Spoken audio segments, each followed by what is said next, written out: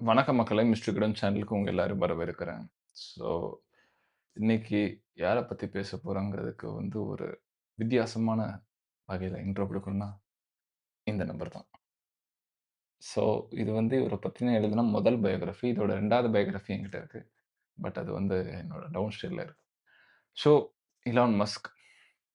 அதாவது இவர மாரி ஒரு ஹார்ட் வொர்க்கிங் பெர்சன் நம்ம பார்க்க முடியாதுங்க. ஃபோர்ப்ஸ் லிஸ்ட்ல எடுத்துட்டேன்னு வைங்களேன், நெறைய வகையான சிஇஓஸ், ஃபவுண்டர்ஸ்லாம் இருப்பாங்க. ஒருத்தருக்கும் ஒவ்வொரு பிலாசபி இருக்கும். ஒவ்வொரு வகையில அவங்க வொர்க் பண்ணுவாங்க. சில பேர் பேஷனேட்டா இருங்க. ரொம்ப ரொம்ப பேஷன் ரொம்ப முக்கியம் சொல்றது. சி எல்லாரும் எல்லா விஷயத்திலும் காமனா இருந்தவங்க தான். ஹார்ட் ஒர்க்கா இருக்கட்டும், அவங்களோட பேஷன் எல்லாமே காமன்.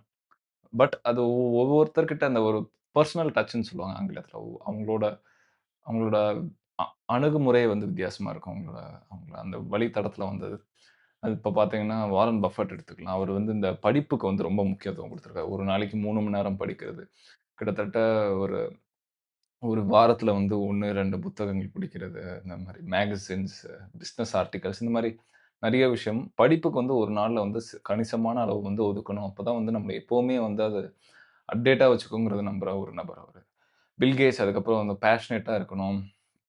உங்களுக்குன்னு ஒரு டீம் ஃபாலோ பண்ணி உங்களோட ஐடியாஸ இந்த உலகத்துக்கு சொல்றது. அதுக்கப்புறம் 3வது பார்த்தீங்கன்னா அ பிரான்சன் அவர சொல்லலாம். அவரு இந்த விர்ஜின் கம்பெனி. அவரு அதே மாரி பேஷனேட்டா இருக்கணும். ஹார்ட் வொர்க்கிங்கா இருக்கிறது. ஜெஃப் பெசோஸும் அதே மாதிரி தான். உங்களுக்கு ஸ்ட்ரெஸ்ஸுங்கிறது ஹார்ட் ஒர்க்னால வராது. ஸ்ட்ரெஸ் வர்றதுக்கு காரணம் நீங்க கண்ட்ரோல் பண்ற ஒரு விஷயத்துல இருந்து கண்ட்ரோல் நீங்க அத தவிர்த்துக்க வேண்டிய விஷயத்த நீங்க தவிர்க்காம விட்டதுக்கு தான் அதனால தான் உங்களுக்கு ஸ்ட்ரெஸ் வரும்.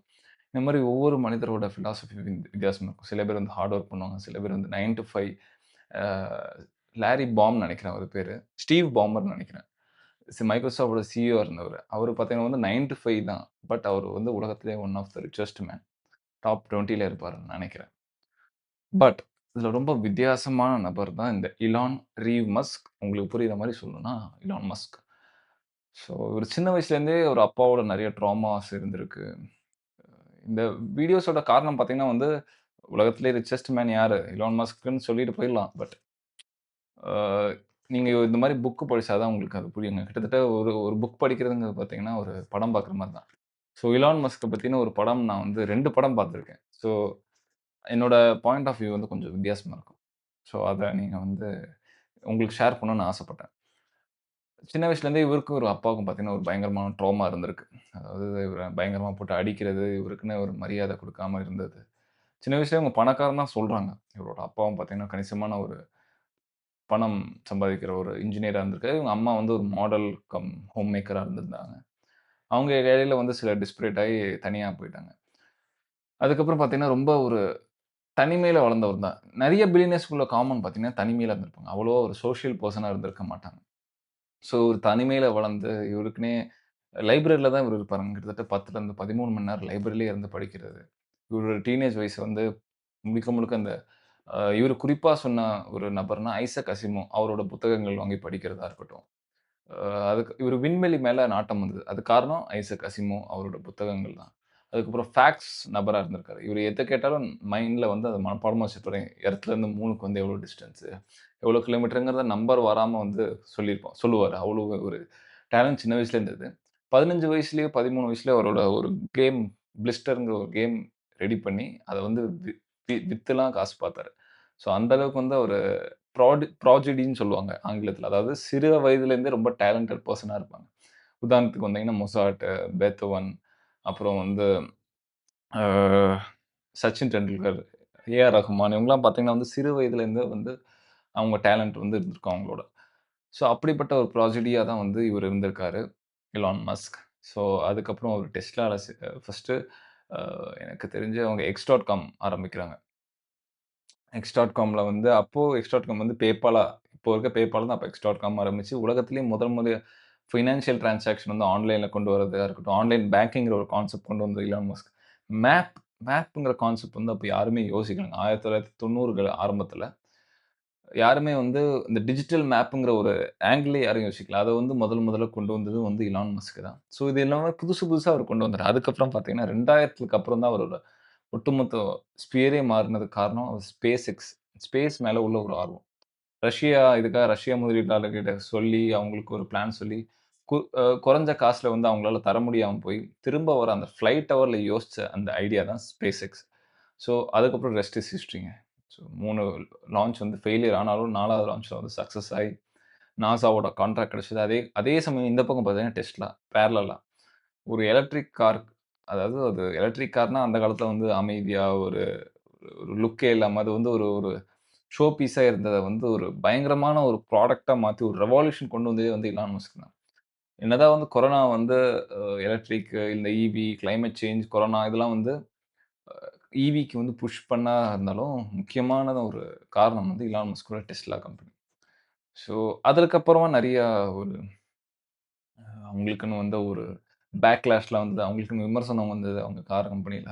மாடல் சரியில்ல. காஸ்ட்லியான ஒரு விஷயமா இருந்தது. பட் அடைவுல அது ரொம்ப, ரொம்ப பெரிய ஹிட் ஆயி, SpaceX, அப்புறம் Tesla, அதுக்கப்புறம் போரிங்ன்னு ஒரு கம்பெனி ஆரம்பிச்சாரு. அதாவது ஏன்னா, எவ்வளோ ஒரு மனுஷன் எவ்வளோ உயரமா கட்டிடம் கட்டுறதுக்குங்கிறதுக்கு ஒரு எல்லை இருக்கு. ஆனா, உலகத்திலேயே ஆழமான ஒரு விஷயம் போறதுக்கு வந்து மனிதன் வந்து உயரத்தோட ஆழம் தான் அதிகமா போயிருக்கான்னு சொல்லி ஒரு போரிங் கம்பெனி ஆரம்பிச்சாங்க. அ தரைக்கடியில ஹைப்பர் லூப் கான்செப்ட் கொண்டு வருது. தரைக்கடியில ரோட் டிரான்ஸ்போர்ட்ட கொண்டு வரதுங்கிறத ஒரு புது கான்செப்ட். ரொம்ப காஸ்ட்லியான ஒரு விஷயம் தான். பட் அத வந்து கொண்டு வந்தாரு. ஸோ இதெல்லாம் அவரு படிப்படியா பண்ணி, முக்கியமா பார்த்தீங்கன்னா 2021ல அவரோட முக்கியமான பீக் டைமுக்கு தொடுறாரு. உலகத்திலே ரிச்செஸ்ட் மேன் ஆஃப் முதல் தடவ ஆவுறாரு. இப்போ கரண்ட்டா பார்த்தீங்கன்னா, இப்பயும் அந்த லிஸ்ட்ல டாப்ல இருக்கிறது அவர் தான். கிட்டத்தட்ட 489 அமெரிக்க பில்லியன் டாலருக்கு சொந்தக்காரர். நம்ம தமிழ்ல சொல்லணும்னா 42,00,000 இந்திய ரூபாய்ல. தமிழ்ல சொல்லணும்னா 42,00,000 கோடி கிட்டத்தட்ட தமிழ்நாடு ஜிடிபியோட அதிகம். ஸோ எந்த அளவுக்கு வந்து ஒரு மனுஷன் சக்சஸ் ஆக முடியும்னா, ஒரு நாட்டோட ஒரு மாநிலத்த அதுவும் வளர்ந்து வர நல்ல ஒரு மாநிலத்த ஜிடிபிய விட அதிகமான அளவுக்கு சொத்து சேர்க்க முடியும்னா, இலான் மஸ்க் தான் உதாரணம். ஸோ அந்த காசு அவரோட அந்த சக்சஸ தாண்டி அவர் போட்ட அந்த ஹார்ட் ஒர்க், அவரோட அந்த கேரக்டரிஸ்டிக், அவரோட மைண்ட் ஸ்டேட் தான் ரொம்ப ரொம்ப முக்கியமான விஷயம். அதுலருந்து தான் நம்ம கத்துக்க வேண்டியது நெறைய இருக்கு. அதுக்காக தான் நான் இந்த வீடியோ போட்டேன். ஸோ உங்களுக்கு இந்த வீடியோ பிடிச்சிருந்தா மறக்காம லைக் பண்ணுங்க. எலான் மஸ்க்க பத்தி நீங்க என்ன நினைக்கிறீங்க? அவரு என்ன மாரி ஒரு நபர்? ஏன்னா, நாளடைவுல வயசாக அவரோட சில சிந்தனைகள்லாம் மாற ஆரம்பிச்சு. சில தப்பான முடிவுகள் எடுத்ததா வந்து நெறைய பேர் சொல்லியிருக்காங்க. X.comல அவர் பண்ண ஒரு தவறா இருக்கட்டும், இல்லன்னா வந்து அரசியல்ல அவரோட பங்களிப்பு முக்கியமா டொனால்ட் ட்ரம்ப்போட அந்த வெற்றியில சரி, அதுக்கப்புறம் நடந்த அந்த விஷயம் எல்லாமே தெரியும்.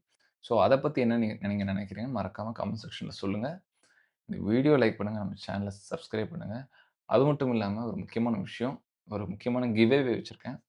ஸோ என்ன Instaல, YouTubeல என்ன எல்லா சோசியல் மீடியால ஃபாலோ பண்றவங்க, கன்டினியூஸா லைக் பண்ணி, எனக்கு கமெண்ட் பண்ணி, எல்லா வீடியோஸ்ல கமெண்ட் பண்றவங்க, ஸ்பேமா இல்லாம லெஜிட்டா நீங்க ஒரு வேல்யூ புரொவைட் பண்ற ஒரு வியூவரா இருந்தீங்கன்னா, நிச்சயமா உங்களுக்கு நான் ஒரு வேல்யூ புரொவைட் பண்றேன். ஸோ அந்த லக்கி வின்னர் ஒன்லி 1 வின்னருக்கு வந்து நான் ₹500 worth of Amazon gift voucher தரேன். ஏதோ என்னால முடிஞ்சது. ஸோ இந்த வின்னர் இந்த கான்டெஸ்ட் கான்டெஸ்ட்ன்னு வச்சுக்கலாம். ஸோ இது வந்து இந்த மந்த் எண்ட் முடியும். 1 வீக் இருக்கு. ஸோ யார் அந்த வின்னர் அவங்களுக்கு வந்து 500 வவுச்சர். ஸோ மறக்காம Insta, LinkedIn, YouTubeல ஃபாலோ பண்ணுங்க.